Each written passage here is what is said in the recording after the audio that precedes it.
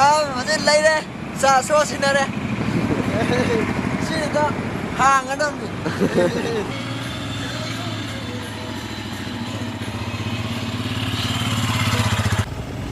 Lan nungai ta bra. Kamai to guys, kamai to yaro. Imari head no see what kana leite. Kabum tarana pudura. Kabum sa to mi kalimai kram bagi ko ju namula.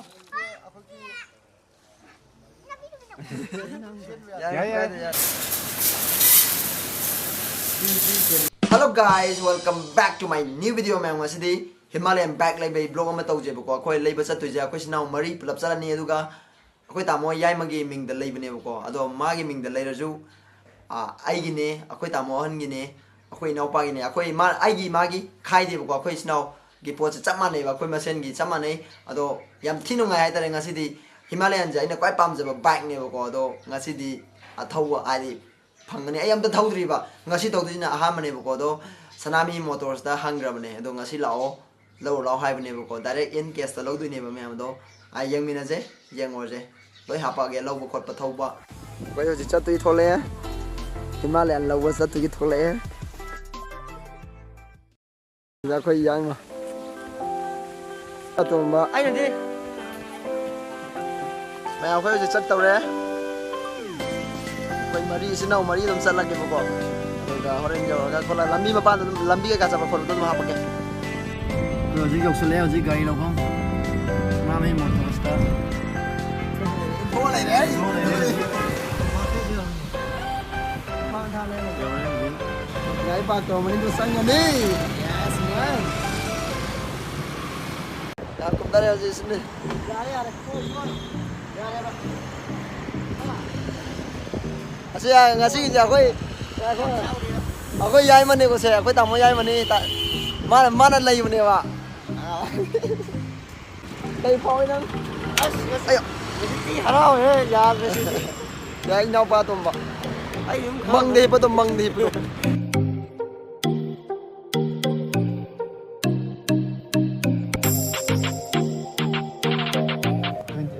rau rệt to, rau rệt, what is the accessory price? I was told that, yes.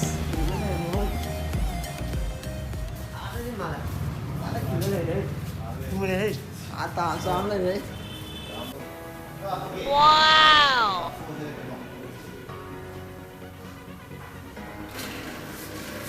This is mano chale.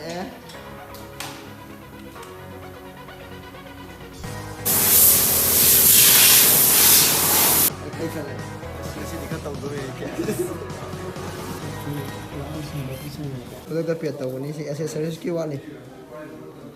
Đây kìa. Xin đây là aku. Aduh. Mana anh muốn tìm này. Tháo cái đầu xin là ai. Tháo cái đầu là ai. Coi accessories yang kìa. Coba kau di sini ya. Bisa ni ni.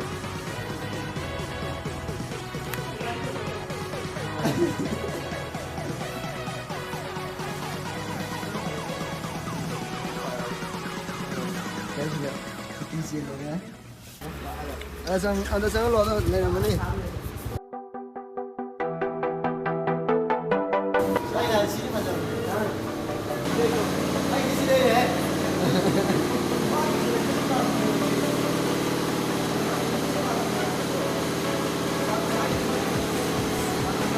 Wah mana?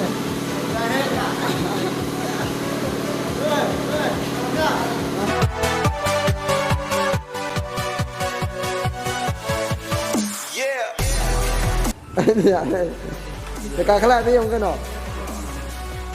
Kamu kakak lah dia yang mau. Mak kakak lah aja ni.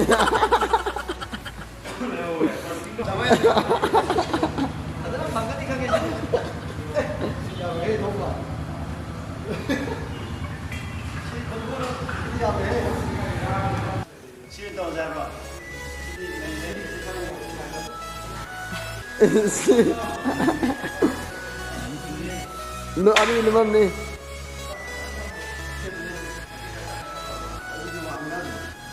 Wang ni lu. 네마 마음에 네마도 망해요. 아도 망해요. 밤도 벌써 블레이드. 마수 봐야 돼 봐봐. 가자야. 가자야. 난 그래야 돼. 난 내가 오지. CD. 그냥 왕이야. Linh ơi xin đi hả? Pan giờ đấy, lúc này xin đi bộ. Anh Himalaya sẽ ông có thông tin của phải bấm rồi cái này mà tôi nghe xin đi ninh thùng này. Bây giờ mình lấy đi là bây tài nó lấy đi đấy. Ông mà thằng này người không có bật này xe.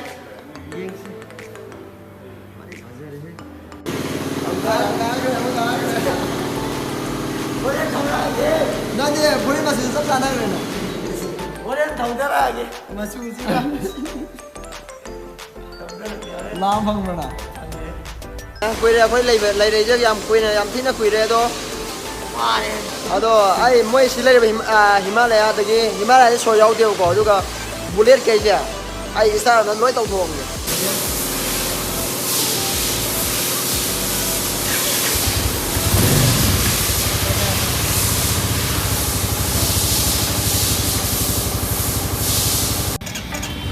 Nasılya? Helme. Size bazen. Helme. Bu kadar mı var?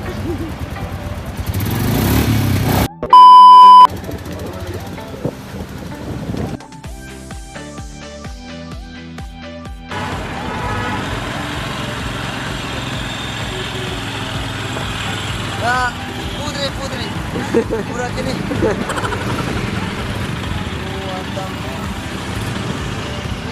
Aku ini kita tarik nggak saja nungguin deh laku tuh, ngalingin laku nih, atau apa sih ki engine guard cuma apa itu ga, sih juga, atau ini kau nak apa ke, tiangnya pak. 12 seconds later. Oh, macam lain deh, so sini deh, sini tuh, hang ada nih. Apa tahu kan siapa? Kata.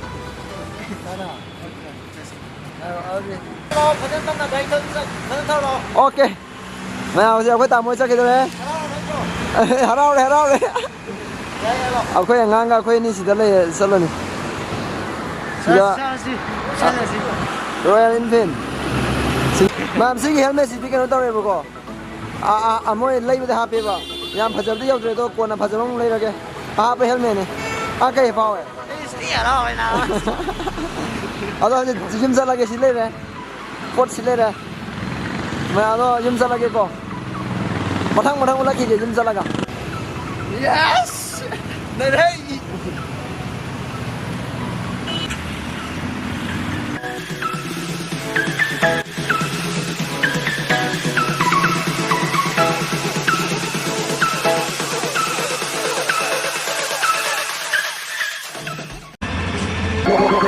Like a Hellcat.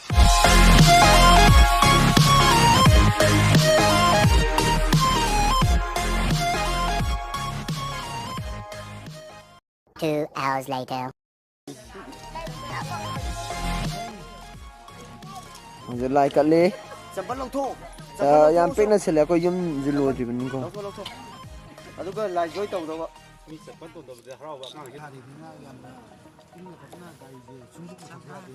Sa itu na gay mak saka mamang kambira. Đâu rồi. Chặt hai cái đâu.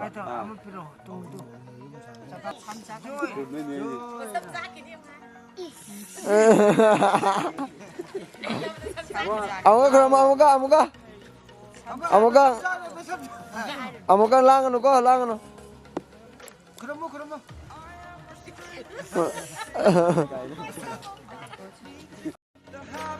My mind is breathing in.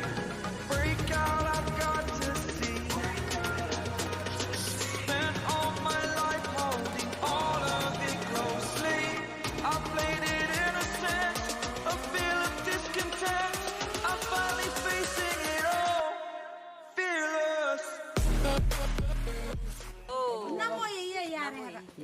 Hai, mas, jadi kamu kerja. Suruh kerja.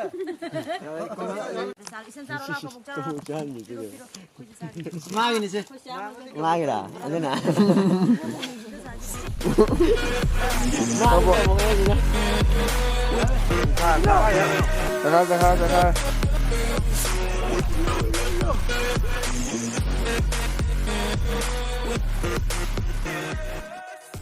Ma thâu tìm mình cái gì?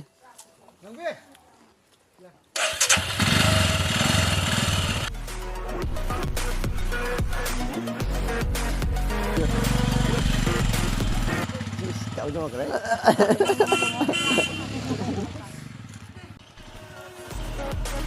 Thâu cho lên. Nung ai bro? Ha? Ahal mai yo na tana ko. Gari nung ai ba mol le ba. Ma'am si je kanon to akhoi je yum sa ba loi dri ba ko tuna phajana tawdre. Ay yung galwa ka na nam ula ke to si injan ga ke tham ga ke ko bob se laga. Na bai na, come. Horong khongo.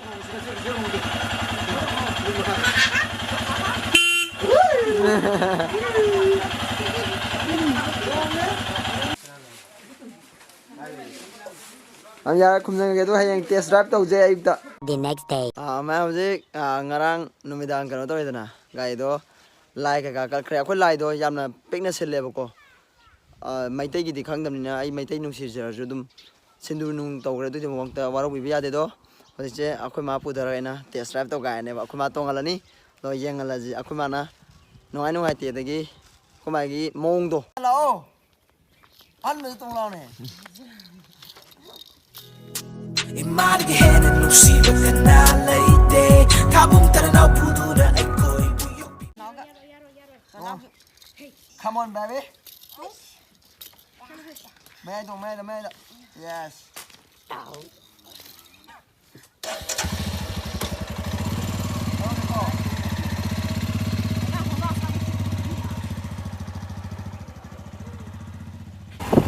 Now you thori Siang mo Sida masakta yang mo Nungai bra Nungai tu bra Nungai ya Mana nungai bra Anda nga leiru jai dai Imari ke hen nu si ba kana leite kabung taranaw pudura ay koy buyok bibani imabulo na chana tumsi ay koy. Masa leo kali ni ya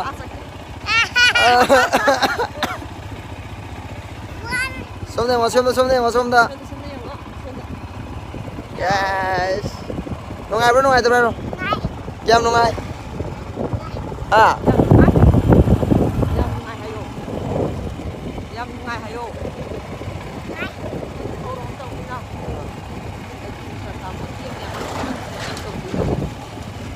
Yam ako mayam tongan ning baitare adu gini ado mer ko ako ma tongan ning baitare mayam yam ko thaura roi bo ko akoi tain do akoi ta mo yai ma do adu do ma je ngasi sarki dong ne ba mai thamang pham da adu du gi yam ko ne thauga dra akoi ma ju moi then ma jatu ni akoi manau ju manau dra kai jatu me noi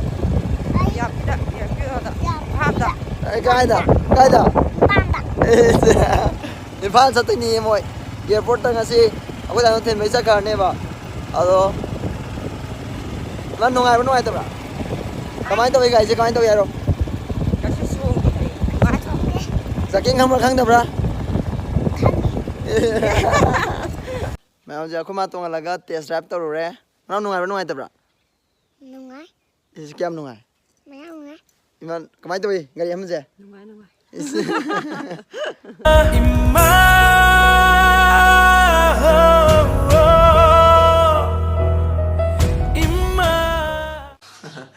Mày hojik akhoi ma tong ala test drive tau kre do akhoi ma kitang harau re akhoi manau khar harau kre ai am harau re ko yam thina thau nu ngai akhoi ma kitang ga nok pa do tonga ga na do yam thamoi pen je do akhoi tan do na si bike lai bi dong ta thank you so much ma di sang re ko ai ana ma thau ra ni do ga lai de Himalayan je Himalayan 2021 BS6 ko 411cc ne do yam thina nu ngai ma'am जो live को याम तीन my थौबा I Hana Pulsar में थौरमिदना Pulsar 180 थौरमदो अदु थौरोगा सी थौबु याम थी खेनारे याम थी नुंगाई चकिंग खंगदे ma'am थीना याम असेम याम नुंगाई दो मैं आई जाम show up तौब नते बको सम आई हराव द फोन दोपने दो लाना खनबी गनो मैं वीडियो जे सालो से लगे मथंगी नुआई नुआई प्रीमियम ले रिको मैं आई प्रीमियम तौ जरके दो ngasi gi वीडियो जे नुआई नुआई ते दो कमेंट दा पिसन बिरामो दो 100 के योगो दरे बको 100 के थुना योहन बिरामो मैं दो मैं आंगे दम ताई नुआई नुआई वीडियो मैं सेम जरके अदुगा